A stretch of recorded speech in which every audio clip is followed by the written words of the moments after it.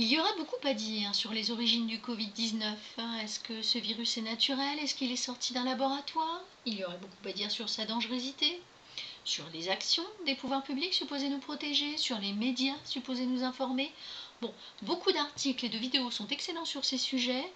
Pour cette présentation, j'ai préféré penser aux conséquences de cette crise mondiale, à son impact sur ce qui reste de nos libertés. Alors d'abord, nos libertés au quotidien. Je ne vous apprendrai rien en vous disant que nous avons maintenant besoin de ce qui ressemble à un Ausweis pour sortir de chez nous. On peut s'interroger sur l'absurdité de la chose, on risque d'être verbalisé si on ne s'est pas nous-mêmes autorisés à sortir par écrit en cochant la bonne case. On peut aussi se dire que c'est un bon moyen de tester notre docilité et de tester les forces de l'ordre, jusqu'à quel niveau d'absurdité vont-elles exécuter les ordres. Et puis autre chose, on est en train de s'habituer à une surveillance de plus en plus poussée. Les drones vont visiblement faire partie de notre paysage quotidien, si on en croit cet article de France Soir. Et à la une de ces derniers jours, le déploiement de l'application Stop Covid. Elle est basée sur le backtracking, qui consiste à essayer d'identifier tous les contacts récents d'une personne infectée par le biais de son téléphone. L'idée semble louable, mais ne serait efficace que si tous les Français donnent leur accord ou sont obligés d'avoir l'application. Voilà, un petit tour rapide des conséquences de cette crise sur nos libertés, mais bon, il n'y a pas eu que nos libertés, il y a eu aussi le Code du travail qui vient d'être revisité provisoirement, on espère, avec un allongement de la durée quotidienne maximale du travail de 10 à 12 heures pour la journée, pour la nuit de 8 à 12 heures, avec une réduction du temps de repos entre deux journées de travail, on est passé de 11 heures à 9 heures, avec un allongement de la durée maximale de travail hebdomadaire, on est passé de 48 heures à 60 heures, avec une extension du travail au dimanche, et enfin pour les employeurs, la possibilité d'imposer jusqu'à 6 jours de congé et de modifier unilatéralement tous nos RTT. Alors, dans ce contexte bien difficile, le déploiement d'un vaccin nous est présenté comme la solution, le Graal, par beaucoup de médias. Et pas seulement, puisqu'un sondage IFOP paru fin mars nous annonce que 74% des Français sont prêts à se faire vacciner contre le Covid. L'Express nous pose le vaccin comme la sortie du confinement. Mieux encore, la présidente de la Commission européenne en fait une question de vie ou de mort pour nos anciens et va organiser une conférence des donateurs le 4 mai pour lever des fonds pour la recherche. Alors là, ce que vous voyez, c'est la feuille de route pour la mise en œuvre des actions de la Commission européenne, avec des recommandations sur le renforcement de la coopération contre les maladies qui auraient pu être évitées par un vaccin. Ça remonte à mars 2019. Ce qu'il faut retenir, c'est qu'un carnet vaccinal commun est prévu, sous format informatique de préférence. On a dépassé le carnet à l'ancienne. Avec le cachet du médecin, l'information sera dématérialisée. C'est plus pratique pour le malade et plus pratique à partager au niveau européen. Au Danemark, la situation est sérieuse. Les citoyens qui refuseront de se soumettre à un test de dépistage du coronavirus seront passibles d'amendes et de peines de prison potentielles et se verront interdire l'accès aux magasins, aux épiceries, aux institutions publiques et aux hôpitaux, tout en étant également limités dans l'utilisation des transports publics. De son côté, Justin Trudeau, au Canada, a lui aussi parlé d'émettre une loi sur une vaccination obligatoire. Bon, ça lui a valu une pétition citoyenne. Alors, on revient au vaccin lui-même. D'abord, quelles entreprises sont sur les rangs de la recherche du Graal? Alors, du côté de la Chine, on a CanSin Bio avec l'Académie militaire des sciences médicales, qui a été la première à lancer un essai clinique en mars. Puis les essais pour un vaccin développé à Pékin par la société pharmaceutique chinoise Sinovac Biotech ont été approuvés par l'Agence chinoise des médicaments et de la sécurité alimentaire. On a également côté US, le 16 mars, la compagnie Moderna, une société de biotechnologie basée à Cambridge, dans le Massachusetts, qui a annoncé le lancement de la phase 1 de l'essai clinique d'un potentiel vaccin contre le Covid-19. En Europe, les laboratoires français Sanofi et britannique GSK vont combiner leurs technologies pour développer un vaccin avec adjuvant contre le Covid-19. Bon, il y en a d'autres dans cette course au vaccin qui attire beaucoup de monde. Ce qu'il faut retenir, c'est les liens entre les sociétés pharmaceutiques et avec Bill Gates. Au passage, CEPI, Coalition for Epidemic Preparedness Innovations, donc un groupement pour des innovations contre les pandémies. CEPI a été fondé à l'occasion du forum de Davos de 2017 par la fondation Bill et Melinda Gates et par le Trust Wellcome, Trust américain. Donc la fondation Bill et Melinda Gates finance CEPI. CEPI finance Pasteur pour sa recherche de vaccins. Et la fondation Bill et Melinda Gates finance Moderna et CureVac. Alors Gavi. Gavi est une forme de partenariat, d'alliance entre des organisations telles que l'OMS, l'UNICEF et des entreprises privées. La fondation Bill et Melinda Gates y figure en place d'honneur. Et la France, entre les versements, les financements directs et les participations en bourse, pour 2020, à titre d'exemple, la France aura versé à Gavi plus de 81 millions d'euros.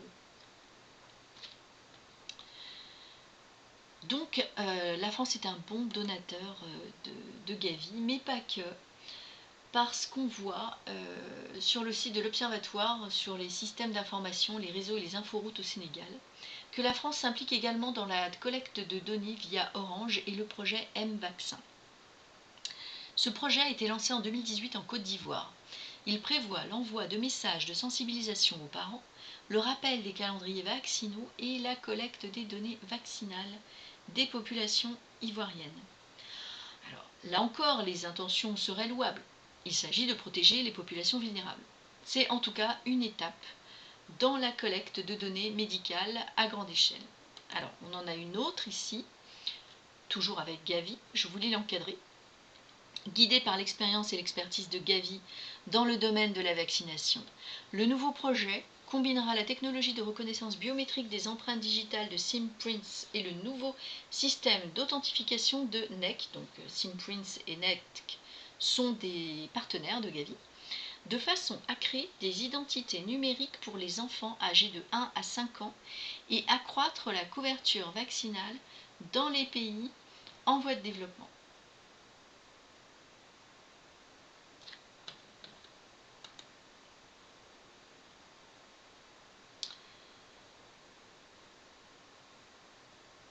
Alors maintenant, une autre alliance à vous présenter, c'est l'alliance ID comme identité digitale ou ID pour identité en langue anglaise, ID 2020. Donc ID 2020 est un partenariat public-privé qui, d'après leur site, investissent dans des programmes qui considèrent l'identification numérique comme une plateforme pour divers avantages, services et situations d'utilisation tout au long de la vie d'une personne. La ville d'Austin a travaillé avec ID 2020 et plusieurs autres partenaires sur leur sans-abri. Quels partenaires? Eh bien, on a l'organisation eRespond qui propose une identification via les scans d'iris.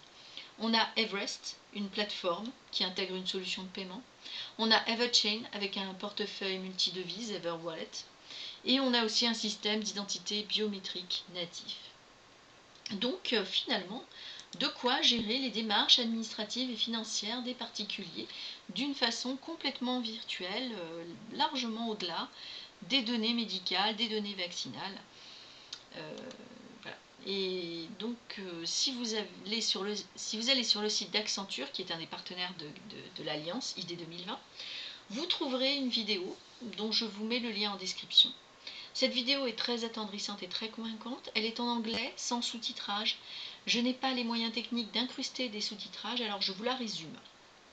Tous les personnages sont clairement et simplement identifiés. Ils sont souriants, détendus. Ils se présentent les uns après les autres.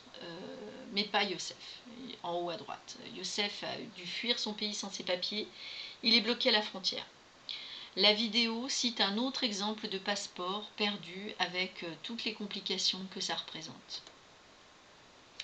Et en fin de vidéo, on vous dit « Et si votre identité était toujours entre vos mains ?»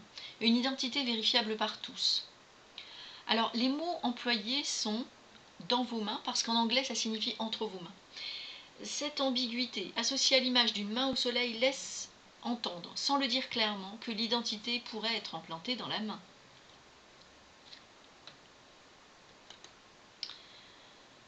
Alors, le site d'Alliance n'est pas très explicite sur l'idée d'une implantation dans la main, mais il ne se cache pas sur le lien vaccin-identité numérique.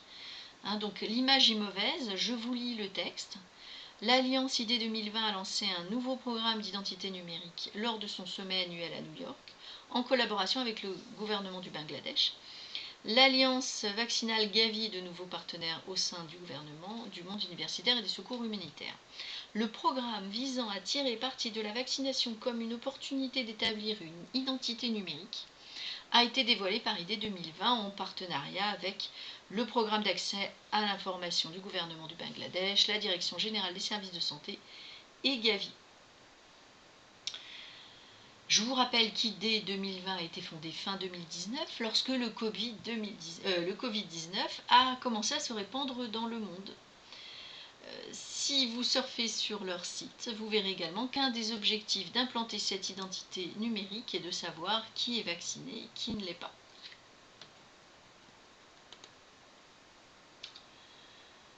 Alors, revenons à Bill Gates. Il lancera des capsules implantables dans l'organisme dotées de certificats numériques qui peuvent indiquer qui a été testé pour le coronavirus et qui a été vacciné contre lui. Il l'a révélé, c'est officiel, hier, je ne me souviens plus à quelle date, c'était en mars-avril, pardon, lors d'une séance de Reddit, Ask Me Anything, en répondant à des questions sur la pandémie de coronavirus. Reddit, je ne suis pas sûre de prononcer correctement, est un site web communautaire, un peu comme un blog. Donc Gates répondait à une question sur la façon dont les entreprises pourront fonctionner tout en maintenant une distance sociale. Et à ce moment-là, il a déclaré que nous aurons éventuellement des certificats numériques pour montrer qui a guéri, ou qui a été testé récemment, ou qui a été vacciné. Les certificats numériques dont parlait Bill Gates sont des tatouages Quantum Dot, implantables chez l'homme, sur lesquels travaillent des chercheurs du MIT et de la Rice University pour tenir les registres de vaccination. Donc ces tatouages à points quantiques impliquent l'application de micro-aiguilles dissolubles à base de sucre qui contiennent un vaccin et des points quantiques fluorescents à base de cuivre intégrés dans des capsules biocompatibles à l'échelle du micron. Donc une fois que les micro-aiguilles se dissolvent sous la peau, elles laissent des points quantiques encapsulés dont les motifs peuvent être lus pour identifier le vaccin qui a été administré. Donc, pour résumer, nous avons un vaccin attendu par tous au point qu'il pourrait bien être obligatoire à minima pour certaines populations ciblées. Il est déjà au Danemark. Nous avons des multinationales et des philanthropes qui travaillent activement sur ce vaccin, mais pas que. Nous aurons aussi la chance d'avoir une identité numérique qui, au départ, contiendra des infos sur le Covid. Est-ce que je l'ai attrapé? Est-ce que je suis vacciné? Est-ce que je suis immunisé? Puis, cette identité numérique pourra contenir mon carnet de vaccination, mon carnet de santé, mon état civil, mes données bancaires, toute ma vie. Ah oui, j'ai oublié de vous dire au passage, la sécurité sociale lance à grand renfort de publicité son dossier médical partagé. La question sera de savoir si on veut de cet avenir ou pas, en fait. Pas moi, ni beaucoup de militants éclairés. Alors, ils ont essayé de lancer des pétitions, mais là, il va falloir se passer d'Avaz ou de change.org parce que ces deux sites les suppriment. Et pour cause. Bill Gates fait partie des généreux donateurs de change.org et d'Avaz.